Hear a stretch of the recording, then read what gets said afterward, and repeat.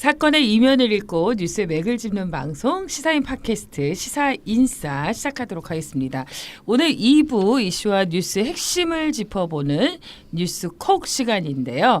오늘도 역시 특별한 분을 모셨습니다. 아마 많은 분들이 만나보고 싶은 그분이시죠. 4월이면 어쩌면 또 떠오르는 한 분. 그렇죠? 박주민 의원님 모셨습니다. 반갑습니다. 네, 안녕하십니까. 박주민입니다. 네, 좀 잘 지내셨어요? 어떻게 지내셨어요? 뭐 작년에 이제 저한테 큰 변화가 몇 개 있었어요. 예. 첫 번째는 가장 큰 변화가 이제 딸을 얻었어요. 진짜요? 네, 딸을 얻어가지고. 먼저 축하해. 어머. 네, 감사합니다. 어머, 좋으시겠다. 세상에 딸을. 네, 아이가 계속 안 생겨서 사실상 포기하고 있다가 재작년에 이제 제주도를 노무현 재단에서 초청해서 가서 근데 계속 소화가 안 된다는 거예요. 그래서 소화가 왜 안 되지? 제가 임신이었고. 어머, 축하해요. 네, 그래서 작년에 이제 아이가 태어나서 지금 9개월 됐는데요. 어머, 벌써 9개월이에요. 태어나던 날 뵀던 게 기억이 나요. 얼마나 예쁠까요 지금? 많이 이쁘고요. 너무 예쁘죠. 근데 볼 시간이 없어가지고 사실은 저를 굉장히 낯설어했고. 너무 아빠를 그 광고 있잖아. 아빠 또 오세요. 뭐 이런 건가 그런. 그 정도가 아니라 이제 제가 이렇게 이름을 소리인데 외자 소라라고 부르면 쳐다보질 않아요. 왜냐하면은 제 목소리나 또는 제가 부른다는 게 자기한테 유의미한 게 아니에요. 진공청소기 돌아가는 거하고 똑같은 거죠. 근데 이제 토요일 날 이제 여러 가지 이유로 제가 하루 종일 애를 봤어요. 그 이후에는 제가 부르면 쳐다봅니다. 유의미한 드디어 소리가 된 거죠. 그러니까 좀 시간을 좀 더 많이 할애하셔야 될 텐데. 맞아요. 쉽지가 지금이 않으신 제일 거죠. 중요할 때인데. 맞습니다. 아유 이쁜데. 그리고 또 두 번째는 어떤 그다음에 변화였을까요? 이제 당 최고위원이 됐고 그래서 이제 또 한번 여러 가지 고민해야 되는 그런 계기가 생겼고. 네. 근데 되게 어떻게 보면 저를 바쁘게 만들고 그런 거죠. 그래서 두 가지 변화가 작년에 있어가지고 그 뒤로 이제 그 변화에 발맞춰서 살기 위해서 애를 쓰고 있는 상황입니다. 네. 그 연속에서 계속 2019년이 진행되고 있잖아요. 네. 그 정말 최고위원이 되신 것 많은 분들이 예상도 하기도 했지만 사실 초선으로서 최고위원이 되신 게 좀 쉽지 않을 텐데. 꽤 많이 그러니까 하셨어요. 일이 아니셨나요? 투표는 일을 했죠. 어떠셨어요 그때? 근데 언론에서 제가 인터뷰를 했던 것처럼 딱 되는 순간 갑자기 어깨가 엄청 무거워지더라고요. 그러니까 돼서 기쁘다라기보다는 딱 되자마자 이거 앞으로 어떡하지 뭐 이런 느낌이 들더라고요. 네. 하지 말 걸 그랬나 말을 생각하셨어요. 실제로 이제 그 이후에 제가 말이나 행동이 굉장히 더 어떻게 보면 좀 폭이 좁아지고 뭐 이런 부분이 답답하기도 하고 반면에 제가 이제 예를 들어서 뭐 사법농단 관련된 뭐 이런 것들은 약간 더 그래도 힘있게 끌고 갈 수 있는 또 바탕도 됐었고 장단점이 있는 것 같습니다. 그렇습니다. 네. 그래도 어쨌건 많은 분들이 박주민 의원을 또 격려하고 응원하고 박주민 의원 어깨에 또 희망을 찾고 있으니까요. 거기에 달려 있는 배지만큼 또 많은 일들의 국민의 배지잖아요. 사실은 저 의원 배지보다 저는 TV에서도 보고 이렇게 뵐 때마다 국민들에게 소중히 주신 배지가 더 무겁지 않을까 이런 생각도 들고 배지를 이렇게 일일이 다 다시려면 늘 아침마다 새로우시겠어요? 아닙니다. 저는 그래서 옷을 잘 안 갈아입어요. 이것도 거의 2달. 근데 또 거지갑이라 그러니까 매년 이제 재산 공개를 하잖아요. 근데 사실 제가 항상 그랬어요. 언론에 나올 때마다. 제가 가난해서 거지갑이라고 부르는 게 아닙니다. 외모에 신경을 안 써서 그렇게 불러주셨기 때문에 저는 좋은 별명이라고 생각합니다. 이렇게 말씀을 드렸는데 매년 재산 공개가 될 때마다 이제 여러 네티즌 분들이 얘기를 하시죠. 이 자식 거지도 아니면서 다시 한번 말씀드리지만 저도 로펌 변호사 생활도 오래 했었고 해서 가난하지는 않습니다. 다만 외모에 신경 쓸 시간에 차라리 일을 하자 이런 주의입니다. 그렇게 해서 모은 돈으로 거지는 아니라는 거죠. 거지 아닙니다. 하지만 많은 사람들이 여전히 그 사진의 이미지로서 박주민 의원님들을 기억하다 보니까 장례식장에서 그냥 이렇게 철포덕 주무시거나 혹은 길거리의 변호사였던 그 모습들을 다 기억해서. 그러니까 원래 그렇게 성격이 좀 소탈하세요? 어디서든지 저는 잘 자고 잘 먹고. 불편하고 이런 거에 대해서 뭐 남들보다 좀 덜 느끼는 거고요. 아까도 말씀드렸던 대로 옷을 갈아입고 뭐 좋은 옷을 사기 위해서 시간을 들이고 하는 게 저로서는 좀 쓸모없는 시간, 쓸데없는 그래요? 시간처럼 느껴지는 부분이 있죠. 네. 그리고 옷을 잘 안 갈아 입는 것도 밤에 늦게 들어가지고 잠자는 게 오히려 낫지. 그걸 뭐 잠자는 시간을 쪼개가지고 옷을 고르고 넥타이를 거기에 비슷한 그래요. 색깔로 맞추고 넥타이도 이거 하나 계속 매니까 당 대표님 얼마 전에 넥타이 선물해 주시더라고요. 야 좀 바꿔라 좀. 실제 넥타이가 그 아래 보면 다 달았어요. 근데 그냥 걸어놓고 하나 그냥 계속 매는 게 편하지. 이걸 또 이번에 양복 색깔이 바뀌었으니 거기에 맞춰서 또 당 피곤합니다. 대표가 네. 넥타이 사줄 정도면 네, 그 박주민 의원님 저 오래 뵀었는데 그 네. 사회부 취재원으로서 굉장히 민변에서 그렇죠. 오래 맞아요. 활동하셨어요. 그래서 사실 이렇게 넥타이와 양복을 이렇게 차려입은 모습도 굉장히 많이 이게 발전된. 그렇죠. 네. 예전에는 제가 변호사 그래도 하니까 네. 양복 입고 다녔지만 그때 양복을 입은 모습을 보고 사람들이 항상 그랬죠. 너는 양복을 입어도 이렇게 추리닝 입은 거 아니야?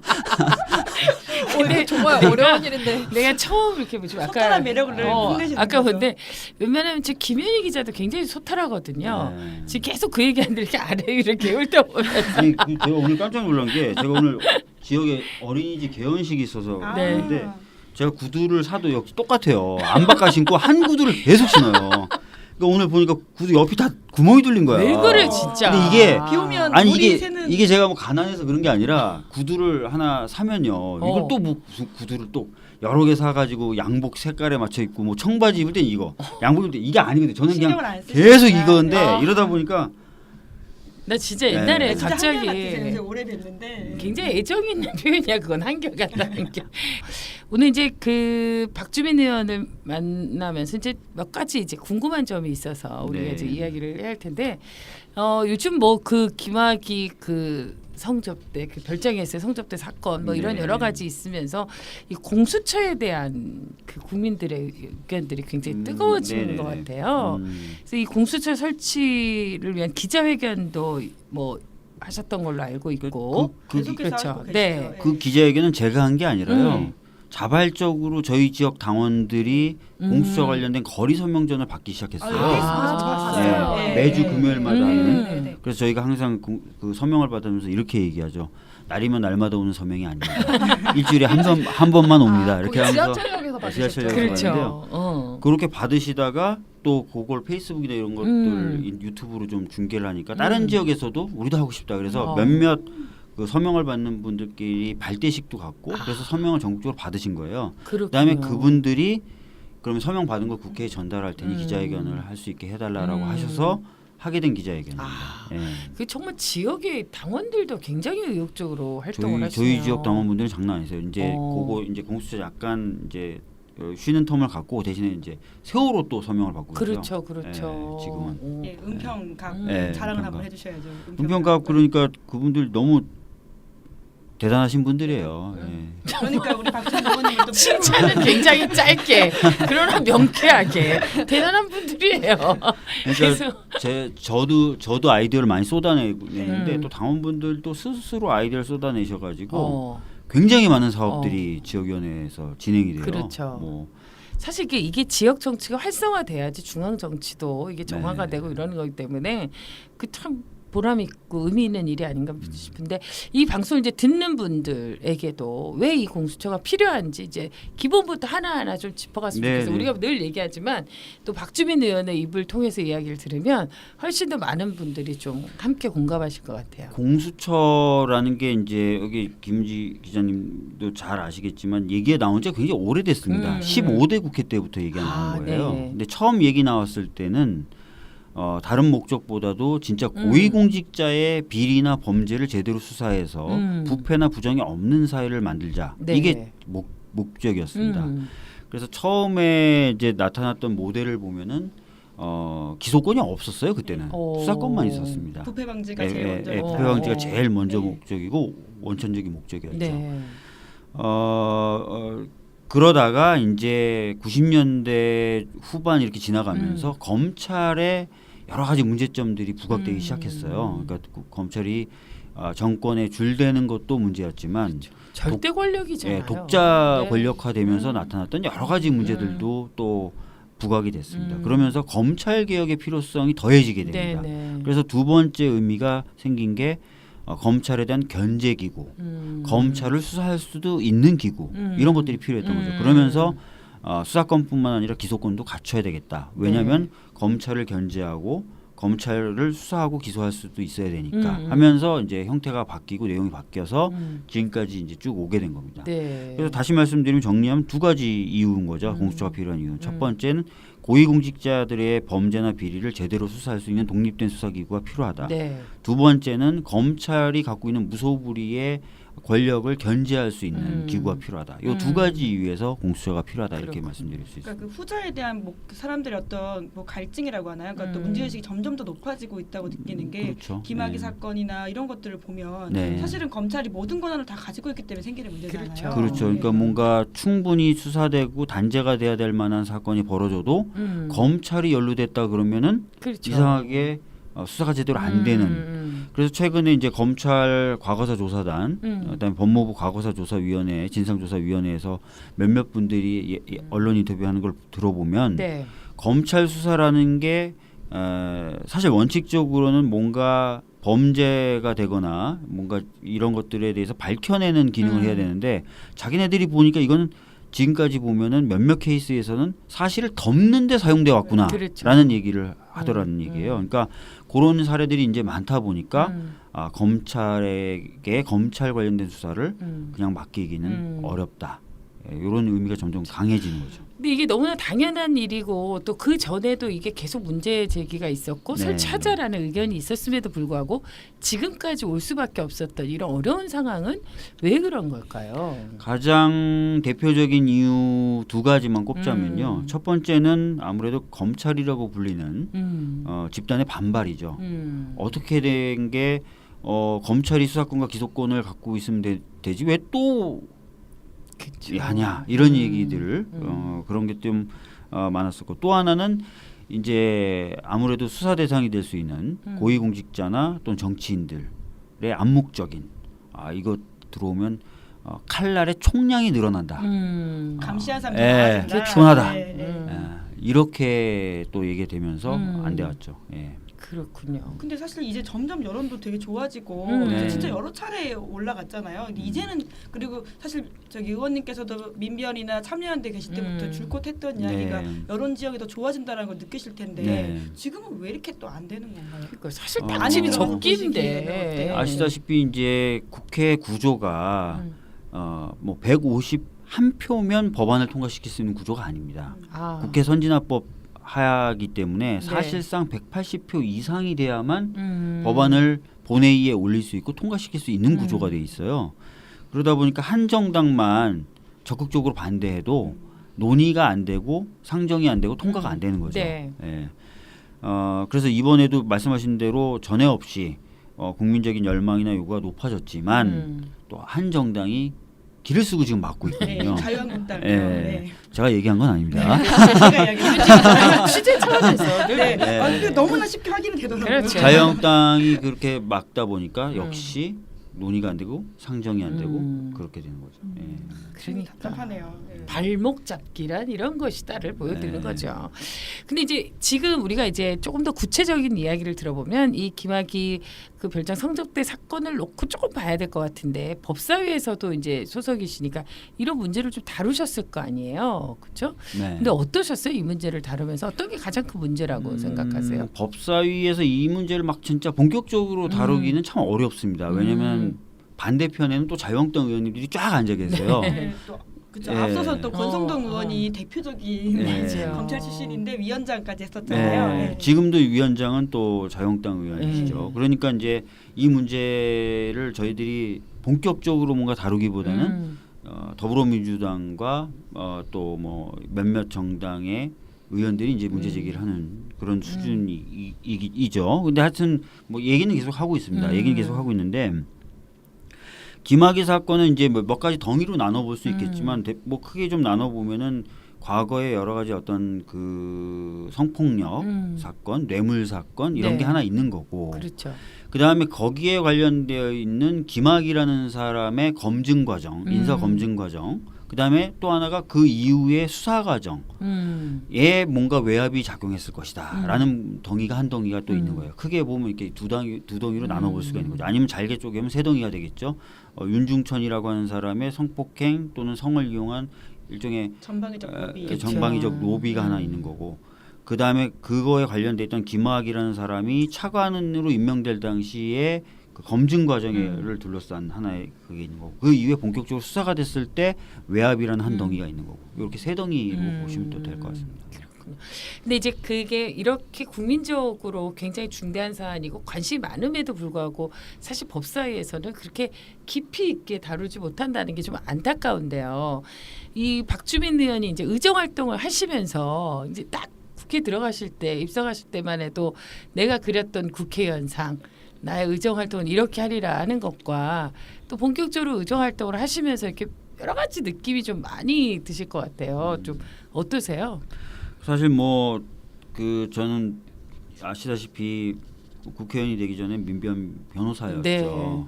그리고 참여연대 활동을 했었는데 그때는 뭐 제가 옳다고 생각하는 바를 이제 주장하고 또 옳다는 생각과 다른 생각을 갖고 있거나 또는 그런 주장을 누르려고 하는 사람들을 공격하면 됐었던 입장입니다. 근데 의회라는 건 아까 말씀드렸던 것처럼 뭔가 성과를 내기 위해서는 적어도 150 그리고 180까지 끌어들여야만 되는 거잖아요. 그러다 보니까 제가 생각하는 게 100이라면은 그 100을 그대로 주장해서는 그게 참 어렵더라고요. 네. 그러니까 그거를 좀 깎고 이렇게 하면서 이제 활동을 하게 되고, 심지어는 굉장히 많이 깎아도 저쪽에서는 안 된다라고 얘기할 때도 있는 거죠. 그러니까 제가 봐도 그렇고 다른 분들이 봐도 그렇고 이게 박주민의 말과 행동이 많이 바뀐 거 아니냐라는 평가도 하시기도 하고. 네, 그 본의 아니게 그래도 오해가 있을 수 있을 것 같아요. 야, 그렇죠. 국회 뭐 들어가더니 생각보다 많이 약하고 말이야. 네, 뭐 그런 뭐 이런 거 아니야, 또왜 이러면서. 그 얘기를 세게 안 네, 하냐라고 네. 하는 또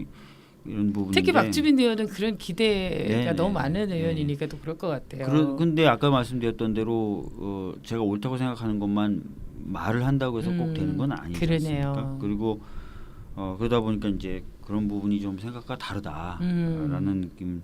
또 그 속에서도 근데 어떻게든 이제 성과를 조금씩이라도 내야 되기 때문에 계속 뭐 발버둥 치고 동동거리고 뭐 그렇게 하는 거죠. 예. 또 이렇게 이야기해 주시니까 좀 이해도 되는데, 그래도 박주민 의원이 이렇게 요즘 이렇게 뉴스에들 이렇게 좀 유튜브 활동으로 보면 이제 의원 의정 활동들이 보이잖아요. 근데 보면 그래도 참 믿음직스럽고 말씀하실 때 참 힘이 있고. 보통은 아유. 너 왜 이렇게 피곤해 보이냐, 힘없어. 아니 그런데 얼굴은 조금 아까 말한 대로 얼굴은 조금 거지 같은데, 좋으세요. 네. 얼굴은 좀 거지 같은데 논리적으로 이게 사람을 설득하는 힘도 있고. 네, 그럼요. 네. 왜냐면 우리는 좀 약간 사이다 발언이 좀 필요할 때가 있거든요. 답답하고 이런데 저쪽에서 워낙 왈왈왈왈왈 지저대는데 여기서 그냥 멍 이러시니까. 근데 아주 시원한 것 같아요. 전 독자로서 뭐 감사합니다. 이렇게 시민으로서는 좀 그런 생각이 들어요. 어젠가 엊그저께 이제 장재원이라는 분이 계세요. 장재원이라는 분이, 있죠. 네, 장재원이라는 분이 계신데 그분이 이제 TV에 대담 프로에 출연하셔가지고 그 얘기를 저를 거론하시더라고요. 그래서 무슨 내용인가 봤더니 최근에 여당에서 자기네들을 공격하는 데는 박주민만 내세운다. 치사하다. 이런 취지로 그 얘기를 했더라고요. 그 이건 이미 어떻게 보면 공격 성공률이 높다는 얘기 아니에요, 지사할 그런 정도면? 뜻인 것 같아서 예. 괜히 칭찬이네. 괜히 뿌듯하더라고요. 엄청 칭찬이네. 이런 칭찬받을 되게 의정활동 좋아요. 열심히 하고 있다. 뭐 이런 식으로 네. 받아들이시면 되는 건가요? 그 장재현한테 언급되는 사람들 아주 좋아하는데. 그 겪어보시기에, 그러니까 밖에서 봤을 때의 검찰에 대한 문제점들이 충분히 그 변호사로 활동하시면서도 아셨을 텐데 국회 들어가서 보시기에는 뭐가 더 이렇게 눈에 띄세요? 검찰 개혁의 문제점이라든지 검찰이 왜 이 문제인지에 대해서 좀 신뢰 같은 것들이 있으실 것 같은데. 실제로 민변에서 변호사 생활을 할 때도 검찰은 아까 말씀하셨던 대로 자기 스스로 권력화되어 있는 부분이 있다라고 느꼈거든요. 네. 저도. 그래서 검찰 개혁을 함에 있어서는 우선적으로는 검찰이 갖고 있는 권한을 좀 나눠서 자체가 하나의 독자적 권력이 되지 못하게 하고 거기에 민주적 통제까지 좀 얹어야 된다는 생각을 많이 갖고 있었는데요. 실제로 이제 의회에 들어와서 봐도 그런 느낌이 강하죠. 자체적으로 권력화돼 있구나. 이런 거요. 어떨 때 그거 제일 많이 우선적으로 검찰은 여러 가지 사건들을 키우기도 하고 죽이기도 하고 네. 또 피의 사실을 흘리기도 하고 안 흘리기도 하고 하면서 정치적인 그 효과를 충분히 누리고 있어요. 그런 부분을 좀 절감을 할 때가 많고요. 그래서 그런지 많은 정치인들이 검찰을 비판하는 걸 굉장히 주저하죠. 그렇죠. 예, 주저하고 네. 예, 그런 부분이 있고 그런 부분을 이제 느끼게 되는 거죠. 그래서 내가 변호사 할 때 봤던 그게 실제 어느 정도 맞구나 이런 느낌을 제가 받을 때가 있죠. 예. 그러니까 저는 검찰 개혁의 필요성을 진짜 느끼게 된 게 온몸으로. 그러니까 변호사님도 변호인으로 참여하셨던 그 주진우 기자의 오촌 살인 사건 네. 그 보도와 관련해서 기사를 썼다는 이유 하나만으로 영장을 청구하는 거예요. 그러니까 지금으로 따지면 영장 청구 실질 심사가 있고 결과적으로 기각이 됐지만 그 대기하는 시간 동안 12시 넘을 때까지 서초경찰서에 그 수갑을 차고 주진우 기자가 대기하는 모습을 보면서 기자가 기사를 쓴 게 뭘 그렇게 수갑 찰 일이 그 결과적으로 우리 이제 박주민 의원님이 변호사 시절에 아주 변론을 잘 해주셔가지고 무죄가 났거든요. 네, 그러니까 그런 건 널리 알려주죠. 네, 그렇죠. 1, 2, 3심 다 무죄가 났습니다. 참여재판을 얼마나 잘하시던지. 네. 제가 그 당시 국민참여재판할 때 배심원들을 설득을 하는 장면을 어떤 영화 감독 이름을 밝힐 수는 없지만 보고 누군지 알 것 같습니다. 예, 아주 유명한 영화 감독인데 네. 영화로 만들었으면 좋겠다라고 얘기를 하시는데 지금까지 소식은 없습니다. 그걸 너무 아프세요. 지금 우리가 보면 알지만 은근히 칭찬을 좋아하는 의원 그리고 은근히 자기 자랑을 지점이 있어요. 네. 근데 정말 제가 그때 봤잖아요. 근데 이제 굉장히 그때 다양한 의원 변호사님들이 계셨고요. 이제 지금은 국회의원이 되신 이재정 변호사도 있었죠. 그리고 이제 박주민 의원님도 계시고 그리고 김용민 변호사도 계시고 그리고 이제 민변 회장 그렇게 이름을 다 얘기하면 안 되지. 네. 그럼에도 불구하고 내가 가장 잘했다는 그 얘기가 중에서 되니까. 꼽으려고 했죠. 근데 그 배심원들 사이에서의 그 뭔가 굉장히 날선 이야기를 주고 받는데도 불구하고 박주민 의원님이 등장하면 뭔가 분위기가 되게 유해지면서 배심원들이 정말 집중을 하는 거예요. 그러니까 장재원 의원이 얘기했대잖아. 칭찬하는 의원. 그러니까 이게 부드럽게 공격을 싹싹 하시는 거죠. 그러니까. 네. 아무튼 그때 그 경험이 되게 못하시네요. 그때 그 경험이 그러니까 저는 정말 검찰이 개혁돼야 되는 존재라는 것들이 너무 가진 권한이 많구나라는 것들을 느끼게 된 게 있었어요. 국회의원이 되고 제가 좀 달라진 게요. 보통 제가 변호사 할 때는 남이 제 칭찬을 하면 왜 그러십니까? 이러고 만류하는데요. 놔두고 있습니다.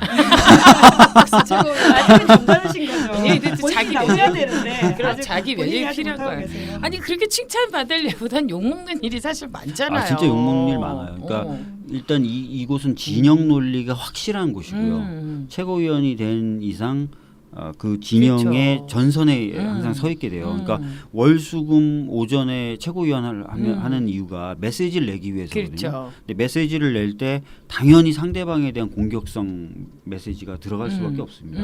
그렇게 되면 반대편도 역시 마찬가지로 공격을 하거든요. 그러니까 치고받는 전선에 항상 서 있다 이렇게 생각하시면 되는데 그러다 보니까 이제 뭐 굉장히 많은 비판을 받기도 하죠. 실제로 그 욕하는 댓글이나 이런 것도 자세히 보세요. 그러니까 저는 욕하는 댓글이나 이런 것뿐만 아니라요. 제가 이제 사법농단 관련돼서 어떤 뭐 이야기를 하거나 하면은 보수 언론에서도 굉장히 많이 저를 다뤄요. 예를 들어서 뭐 사설로도 하루에 보수 언론이라고 대표되는 언론, 보수 언론이라고 네. 우리가 인식하고 있는 여러 언론에서 사설로 저를 막 다루기도 하고요. 뭐 전쟁이라도 났나, 뭐 사설 제목이 그런 식으로 돼요. 제가 특별재판부 얘기할 때나 그런 식으로 막 저를 공격하고 이게 그냥 단순히 댓글이나 이런 게 아니라 언론들도 저를 그렇게 좀 많이 하죠. 그리고 뭐 비판적인 이야기를 어떤 분이 말실수를 했다. 그럼 그분을 기사를 쓰면서 별로 연관이 없는데 저도 이렇게 밑에 써요. 그러니까 이런 식으로 계속 좀 섞기도 하고 뭐 여러 가지 방식으로 저를 어떤 면에서 보면 정치인으로서는 그만큼 체급이 올라간 거고 중량감이 있고 영향력이 있다는 것으로 근데 이제 긍정적으로 해석하면 되죠. 어떻게 보면은 이제 그 언론에 의해서 계속 소비되는데 아시겠지만 한쪽의 목소리가 굉장히 많죠. 많으면 국민들도 점점 그렇게 생각하게 되는 경향도 있어요. 그러니까 그쵸. 예. 그래서 저희 지역 당원들 중에는 그런 걸 안타까워하더라고요. 의원님이 자꾸 그렇게 소비되다 보니까 다른 정치인들하고 똑같은 그런 정치로 인식되는 경향이 있다. 그런 얘기를 하더라고요. 그쵸. 그러니까 그걸 원하는 거죠. 보수 맞아요. 언론에서는. 근데 사실 요즘 뭐 이렇게 가짜 뉴스든 뭐 이런 것들이 결국에 프레임 싸움이잖아요. 네. 그러니까 거기에 가둬놓고 이렇게 움직이지 못하게 하는 건데 그래도 박주민 의원 또 많은 분들이 응원하시는 분들 많으시니까요. 네. 저는 사실 두 분은 이제 기자고 저는 그냥 일반 시민의 입장에서 이렇게 전폭적으로 네. 오늘 응원하고 격려하고 감사합니다. 수리 아빠 화이팅. 네. 기자들은 아무 말 안 했어요. 네. 충분히 많이 중립을 이야기한 것 유지하고. 같은데. 과거의 경험을 들어서. 그렇죠. 네. 아유 그래요. 아까 사법농단 이야기도 네, 나왔는데 네, 네, 잠깐 네. 공약을 그렇죠. 여쭤봐야 될 것 같은데요. 그 어떻게 되고 있어요? 그 법관 탄핵 관련된 음. 지금은요? 사실은 법관 탄핵을 제가 작년 9월부터 얘기를 해왔고 계속 얘기를 제가 이제 최고위원이 되기 잘했다는 이유 중에 하나가 계속 얘기를 하고 또 지도부하고 계속 얘기를 하니까 이제 많이 왔었어요. 특별재판부 같은 경우 아시겠지만 자유한국당을 뺀 모든 당이 동의도 했었었고 네. 탄핵에 대해서도 계속 얘기가 이제 이걸 끌고 올 수 있었는데 탄핵 같은 경우는 저희들이 이제 현실적으로 표 계산을 해본 거예요. 근데 아직까지 이 탄핵이 될 만큼의 표가 안 모이더라고요.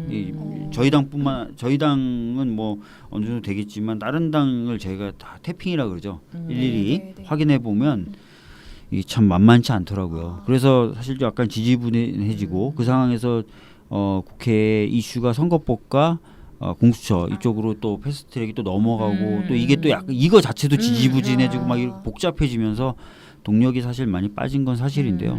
아직까지 완전히 포기한 건 아닙니다. 아니고 약간 좀 상황이 정리되면 한 번 더 시도를 해볼까 고민 중에 있습니다. 예. 그 진짜 사법농단이라고 하는 게 국정농단만큼이나 진짜 아, 초유의 그렇죠. 사건이잖아요. 국정농단의 네. 끝판이죠. 끝판왕이죠. 그렇죠. 예.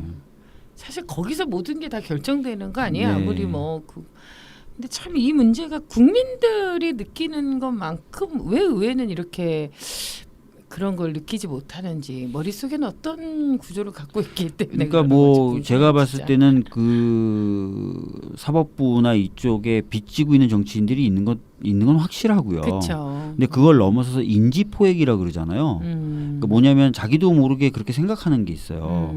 그 중에 하나가 사법부를 비판하면 안 된다라든지 이런 어떤 프레임이 있고 그 프레임이 효과적으로 작동하는 것 같아요. 국회 내에서. 그게 뭐 상권 분립. 네, 상권 분립에 대한 그런 건데 저는 사실은 사법부도 당연히 견제받아야 되고 상권 분립의 의미도 권한을 나눠놓기만 하는 게 아니라 서로 견제하라고 돼 있는 거잖아요. 그래서 입법부가 법관의 자격과 법원의 조직을 다 법률로 정하도록 우리 헌법에 돼 있고요. 그리고 당연히 이제 권력 분립의 원칙상 잘못된 즉 법과 헌법을 위반한 어떤 재판이 이루어지면 비판을 하고 평가를 할 수 있어야 된다고 저는 생각하는데 이 지점에서 많은 분들이 그러면 안 된다라고 믿고 계세요. 신념에 가깝게. 그러니까 독립과 비판받지 않을 건 다른 문제인데 그건 다른 거잖아요. 진짜 그거를 섞어서 네. 이야기하는 좀 뭐라고 하지? 치사한 거 아니에요? 예. 근데 그거를 또 보수 언론이 잘 이용해서 그 메커니즘을 자꾸 자극하니까 그 사고 체계를 자꾸 자극하니까 의원들 입장에서는 야 이게 진짜 그런 거 아니야? 이렇게 하는 분들이 많은 거죠. 그러니까 이제 지금도 보면 이 사법농단의 주역이라고 하는 지금 양승태 전 대법원장이나 뭐 임종원 전 법률행정처 차장 같은 경우 이 재판이 이렇게 계속 지연되고 있고 이런 것도 사실 같은 맥락으로 이해해야 되는 거 아닐까요? 뭐 그 부분까지 저희들이 참 의심하긴 싫어요. 네. 왜냐하면 지금 검찰이 저렇게 기소한 마당에 여전히 그 세력들이 영향력을 발휘한다라는 의미가 되는 거거든요. 그렇게 생각하면 참 너무 답답하고 참 사법부의 재판을 받아야 되는 모든 사람들이 불쌍해지는 건데요. 네. 그렇게까지 보고 싶지는 않은데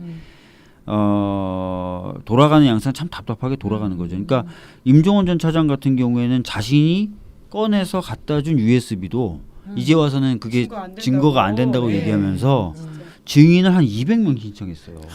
그런데 지금 초유의 재판 아닌가요? 예, 이런 재판은? 맨날 재판.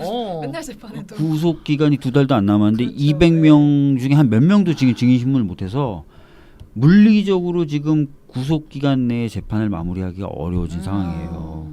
근데 재판부가 그렇게 많은 증인 신청을 받아들여 주는 것 자체가 저는 참 이해가 안 되죠. 그러니까요. 예.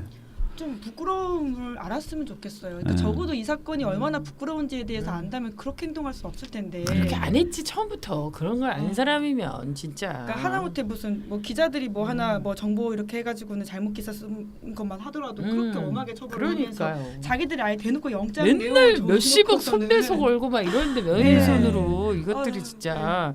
근데 이게 정말 이런 재판은 세상 이게 정말 아는 사람들이 더 무서운 것 같아요. 그 법의 허점 이런 걸 다 아니까 그렇게 하지. 일반인들은 사실 재판하면 재판 날짜 따박따박 가고 오라 그러면 오고 증인 하나 부르려고 해도 얼마나 조마조마하고 이런데 참 얼척이 없는 일입니다. 하여간 오늘 그 박주민 의원님을 모시면서 여러 가지 이야기도 듣고 또 개인적인 이야기도 듣고 우정활동을 통해서 또 다양한 이야기를 좀 들어봤습니다. 네. 뉴스의 맥을 짚는 시사인 팟캐스트 시사인싸 2부 이슈와 뉴스의 핵심을 짚어봅니다. 뉴스 콕 시간인데 오늘 박주민 의원님과 함께하고 있습니다. 오늘 공수처 이야기도 나누고 또 일상의 이야기도 함께 나누었는데요. 무엇보다도 이제 4월이 되면 정말 가장 가슴 아픈 이야기인데 세월호 참사를 빼놓을 수 없고 또 박주민 의원에게는 그 의미가 또 좀 남다르실 네. 것 같습니다. 그 세월호 변호사라는 이제 별명 아닌 별명도 있으셨잖아요. 그 이 세월호 참사에 어떻게 보면 이제 적극 나서게 된 계기 뭐 이런 거는 많이 알려져 있지만 그래도 그 시절을 좀 다시 한번 돌아가 볼까요? 어떠세요? 그러니까 세월호 참사가 벌어졌을 때 사실은 모든 국민들이 뭔가 도움이 되고 싶어 하셨잖아요. 네. 그러니까 저도 역시 똑같은 마음이었고요. 근데 이제 제가 이제 제일 먼저 변호사로서 간 건 아니고요. 대한변협 차원에서 변호사들이 네. 2명 가 있었어요. 근데 이제 2명이 커버하기는 힘들다라고 해서 현장에 가족분들하고 계속 붙어 있을 변호사가 더 필요하다라고 요청을 좀 받았고, 그래서 저는 이제 그 2분 다음으로 이제 들어가게 된 거고, 그러면서 이제 그 연을 맺게 된 거죠. 네. 주로 제가 했던 일은 뭐 다른 변호사들이 그 뒤로도 좀 많이 결합을 해서 역할들을 좀 나눠 맡았지만 가족분들과 좀 동행하면서 가족분들의 어려운 점을 좀 해결해 드리는 역할이었어요. 네, 해결해 드린 건 많지 않지만 네. 그래서 이제 같이 계속 지냈었고요.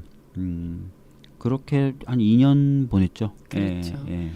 참 그 현장에서 그래도 늘 곁에 있고 정말 그 동네 변호사 이런 것처럼 이웃 같고 그런 변호사로서 가족분들에게 참 큰 힘과 위로가 됐던 것 같아요. 그래서 그런지 몰라도 사실 박주민 의원 그 선거할 때도 가족분들이 오셔갖고 막 탈도 쓰고 운동도 해주시고 네. 막 그랬던 기억이 있는데 그 서로 아직도 이렇게 연락도 많이 되고 네, 그러시죠? 네. 아니 뭐 그 가족분들 정식 회의에 제가 안산에 직접 내려가지는 못하고 있는데 대신에 네. 가족분들하고 해서 그 몇몇 분들하고 일주일에 한 번씩 지금 회의는 하고 있습니다. 매주 회의는 하고 있고요. 어떤 그렇군요. 내용의 회의를 하시는 거예요? 여러 가지로 그러니까 뭐 현안을 점검하기도 하고 음. 뭐 회의는 계속 하고 있고요. 아, 예.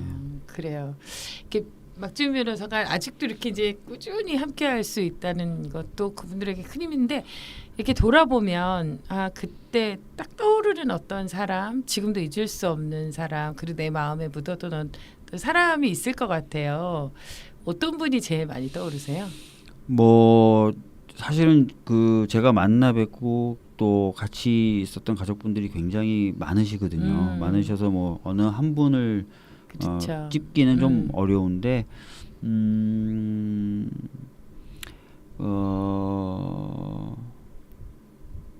어느 한 분을 찍으라니까 참 힘드네요. 그렇죠. 근데 왜 지난번에 사실 이제 굉장히 가슴 아픈 일이지만 선거 운동 끝나고 우리 잠수사 김관영 잠수사님요. 김관영 잠수사님 이야기도 그렇고 그때 참 많이 우셨어요. 장례식장에서도.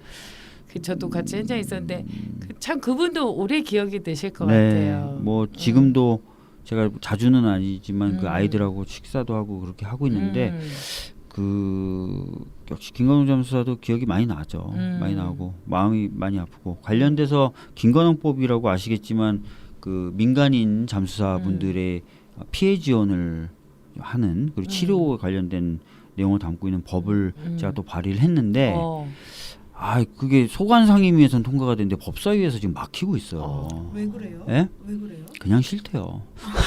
그래가지고 아니 진짜 국가가 자기 책임을 다하지 못할 때 민간인들이 가서 앞으로 미래는 어떻게 될지 모르면서 네. 그걸 했던 일종의 그러니까요. 영웅이잖아요. 아니 그러니까 예를 들어서 그러니까 우린 이런 게 생각이 되는데 왜 안 되는지 예를 들어서 근데 그냥 싫다고 할 수가 있어요. 예를 들어서 정말 아주 단순하게 네. 비교하면 뭐 큰 화재가 났는데 그 자원봉사로 막 와서 불도 꺼주시고 한 거예요. 네. 그럼 국가의 공백을 자발적으로 메워주신 그렇죠. 분들이니까 그 과정에서 어떤 상처를 입었다든지 또는 뭐 여러 가지 피해를 봤으면 국가가 당연히 그 부분을 지원해야 된다. 당연한 생각이잖아요. 근데 어떤 당 분들은 이게 싫다는 거고. 또 자유한국당이에요. 예. 근데 문제는 사실 그분들이 정권을 책임졌을 때 그분들이 그렇죠. 요청으로 가셨던 예. 분들인데 그분들이 싫다는 게 저는 이해가 안 되는 거죠. 그러니까요. 아니, 그래서 근데, 예. 막으시는 그날, 그러니까 전체 회의에서 막으시는 그날, 제가 그분들을 쫓아서 식당에도 가고 차 마시는 데도 쫓아가고 그러면서 계속 설명해도 아예 말을 못하게 하더라고요. 그래서 일단은 지금은 타임을 좀 보고 있습니다. 좀 다시 소름 돋는 이야기. 다시 한번 올릴 수 예. 아니 어쩜 그걸 그렇게 할 수가 있을까? 그러니까 본인들이 그러니까, 예. 요청해서 본인들의 공백을 어떻게 보면 그렇죠. 메워주러 왔던 분인데도 불구하고 그래서 참 야박하다라는 느낌을 갖고 있죠. 그때 그 민간인 잠수사분 덕분에 사실은 많은 그 시신들이 무트로 맞습니다. 올라와서 부모를 예. 만날 수 예. 있었고 그 역할이 없었다면 제때 정말 그럼요. 아주 훼손당한 얼굴로 엄마 아빠를 만났어야 될 친구들이 네. 진짜 아니 많은 사실 건데. 그 시기에는 국가의 기능이 상실된 시기라고 해도 맞습니다. 과언이 아닌데 예. 그때 사실 국민들이 그분들이 자발적으로 나서서 국가가 해야 할 일을 지금 다 해준 건데 어떤 보상도 지금 그리고 앞으로도 사실 이 세월호 가족들이 이렇게 열심히 하는 것도 본인의 아픔을 딛고 안전하고 이런 세상을 만들어 보겠다라는 건데 왜 좋은 세상을 만들자는데 왜 반대를 하는 건지 정말. 그러니까 그래서 참 저는 이해가 안 되는데 하여튼 그래서 한번 막히고 나니까 이게 자칫 또 논의를 했다가 또 부결되면은 더 시간이 오래 걸릴 것 같아서 네. 적정한 타임을 좀 보고 있어요. 근데 하여튼 20대 국회 내에서는 좀 통과가 됐으면 좋겠다는 그렇죠. 생각이 있어요. 네. 근데 진짜 참 아까 이야기한 것처럼 결국엔 이게 숫자, 의원수 이런 게 굉장히 중요한 거. 어떤 의원들이 어떻게 국회에서 활동하느냐에 따라서 국민의 삶이 참 많이 달라진다는 것을 여러분들께서도 좀 새삼스럽게 좀 다시 한번 느끼셔야 되지 않을까 이런 생각을 해봅니다. 이 지금 이제 특별조사단이라고 해야 되나요? 세월호 참사와 관련해서 사회적 이제, 참사 특별조사위원회라고 네, 보통 네. 줄여서 얘기하죠. 그렇죠. 네. 지금 이제 2기가 이제 활동을 2기, 네, 그렇죠. 해야 2기 될 특조위라고 것 같은데. 하기도 네, 하고요. 네.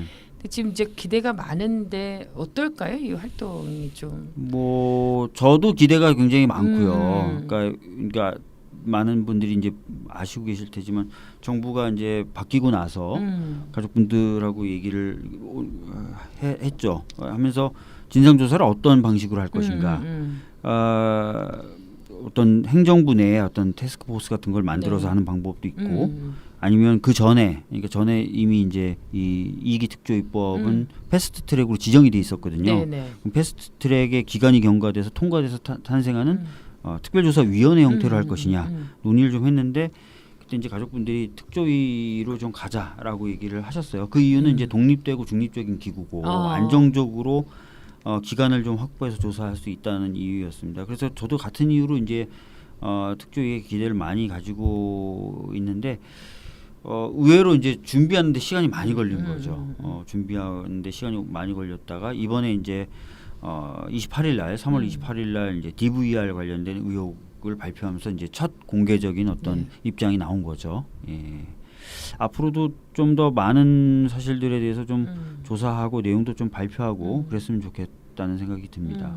예전과는 달리 뭐 정부 차원에서 뭐 진실규명을 막거나 그런 건 없어서요. 훨씬 더 원활하게 잘 될 수 있지 않을까 그런 기대를 가지고 있죠. 예. 그럼 이게 이 특조위에서 우리가 좀 이제 핵심적으로 다뤄야 돼요. 이번만큼은 이런 것들이 좀 반드시 밝혀져야 된다. 뭐 제 생각에는 이제 한 번에 다 할 수 있는 일은 아니지만 이기의 역할이라고 하면 또 어떤 게 있을까요? 가습기 살균제 사건도 조사하게 되는데 그건 좀 차치하고요. 일단 세월호 관련돼서는 크게 두 가지죠. 침몰은 왜 됐는가 하고 왜 구조는 안 됐는가, 왜 구조가 안 됐는가, 뭐 구조를 방기했던, 구조를 실패했던, 구조가 안 됐는가 이 부분 두 가지 부분을 좀 밝혀야 되는데요. 이미 이제 세월호 1기 특조위, 그다음에 세월호 선체조사위에서 축적했던 자료들을 다 넘겨받은 상태니까 그것들 기반으로 해서 이제 두 가지 의문점들을 다 하나하나씩 밝혀내야 되겠죠. 예. 네.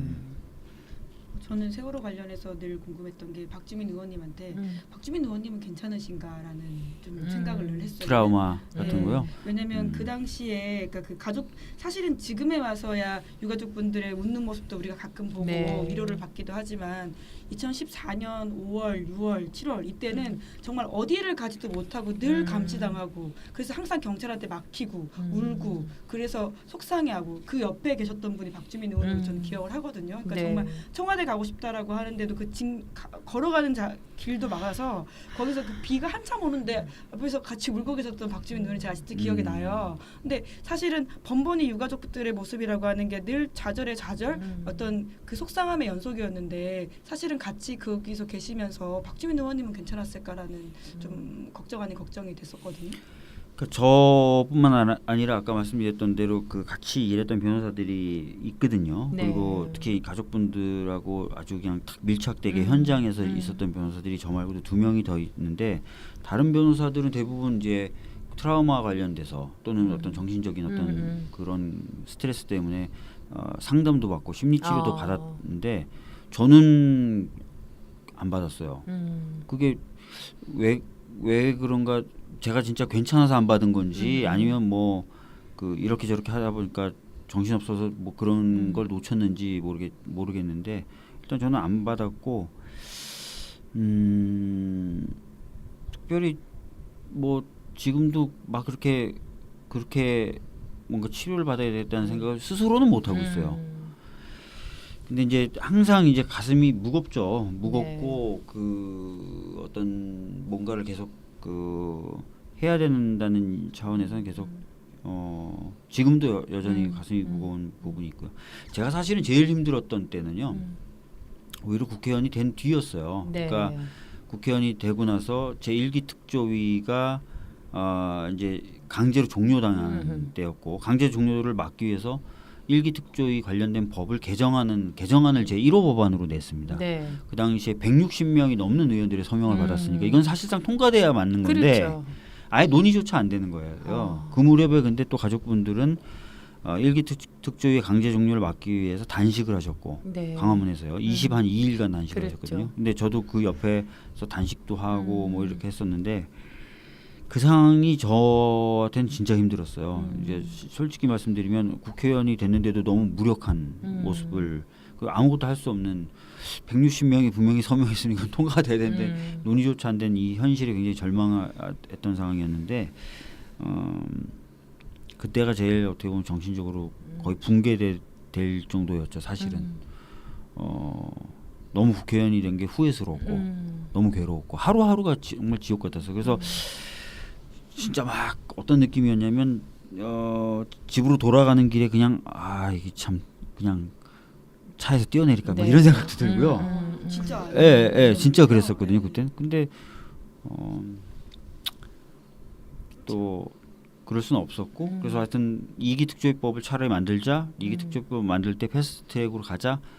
이 생각이 딱 들면서 오히려 좀 해야 될 일이 생기니까 그 상황을 좀 이겨낼 수 있더라고요. 예. 사실 이제 국회에 들어가시면서 너무 많은 기대도 있었고 내가 이 일만큼 꼭 해결하고 싶다라는 이제 그런 생각이 있으셨으니까 그 무게감에 여러 가지 또 그 무기력감도 그만큼의 무게로 더 왔을 텐데 사실 이 문제는 박주민 의원 혼자 할 수 있는 문제가 아니라 함께 노력해야 하는 거거든요. 그러니까 그 이런 질문을 던지면서도 이게 박주민 의원하고 세월호를 자꾸 늘 같은 위치에서 놓고 박주민 의원에게 질문을 하는 것도 사실 어떤 면에서는 여전히 그 책임감을 너무 모는 것 같아서 저는 늘 이 문제는 함께 가야 된다고 생각해요. 국민들도 끊임없이 잊지 않고 어떻게 활동하고 있는지 얼만큼 진전되고 있는지 뭐 국회든 뭐 특조위든 또 어떻게 가고 있는지 잘 살펴야 될 것 같고 사실 이 4월이 되면 이 모두가 가슴 절절한데 그 마음을 더 아시는 분들은 오죽하겠습니까? 그리고 의원님께서도 아시잖아요. 이렇게 좀 힘있게 의원이 이렇게 별로 이렇게 지치지 않네. 이게 갈대 같은 쓰러지 오뚜기 같은 뭐 이렇게 잘 갈아입지 않으시듯이 정신도 이렇게 바짝 세우셔서 잘 가실 수 있을 것 같습니다.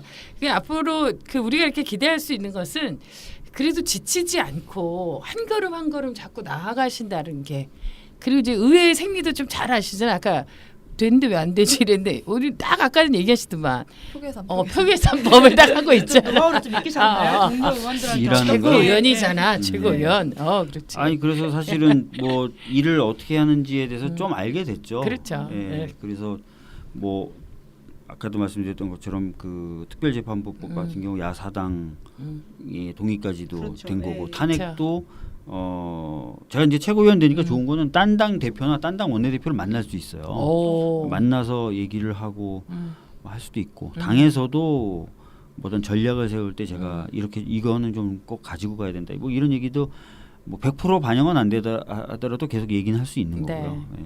그렇죠. 그래서 가는 거죠. 뭐. 예. 지금 이제 박주민 TV도 하고 사실 우리보다 훨씬 잘 나가는 TV잖아요.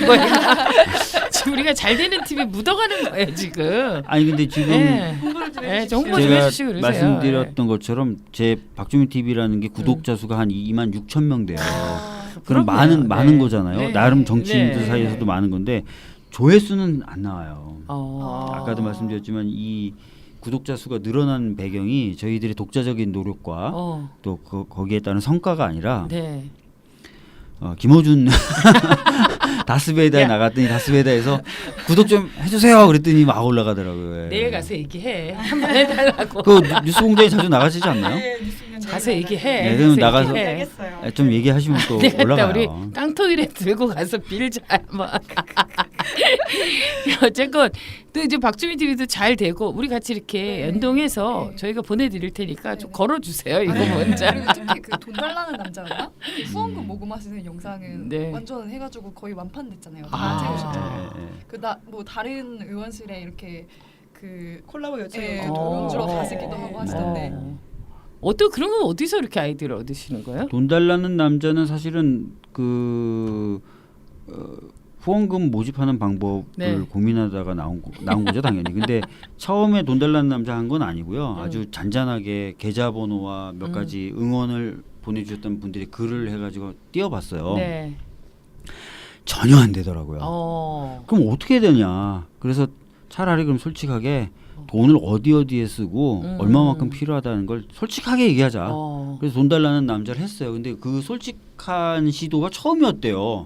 그 전에 뭐 정치인들은 굉장히 그걸 뻔하게 얘기하고 아름답게 뭐 하기도 하고 뭐 하는데 뭐 이 돈은 이래서 필요하고 저래서 필요하고 이렇게 쓰고 저렇게 해서 근데 그게 굉장히 신선했나 봐요. 그래서 효과를 좀 봤고요. 그 다음에도 역시 돈 달라는 남자 2 했는데 역시 괜찮더라고요. 예. 우리도 이제 솔직하게 구차하게 우리 좀 조회수 좀 저희들 올려주세요. 솔직하게 얘기하고 대신에 그런 피곤함이 있습니다. 그러니까 돈 달라는 남자를 했더니 소액의 다수 후원이 들어온 거예요. 이건 피곤함이 아니라 의무죠. 그렇죠. 성관이나 이런 데서도 그래서 관심이 많아요. 그 관심이 많고 그래서 저희들이 쓴 내역을 또 아주 꼼꼼하게 해서 또 공개를 했더니 또 그것도 반응이 좋더라고요. 예. 그렇군요. 예. 좋은 문화를 만들고 어디서부터 어디 이동 택시비 몇천 원.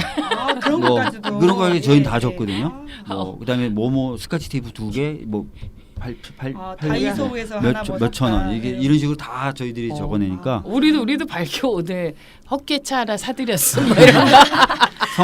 성관위에서 너무 좋아하는 거예요. 예. 그렇죠. 그런 거 정말 좋아하잖아요.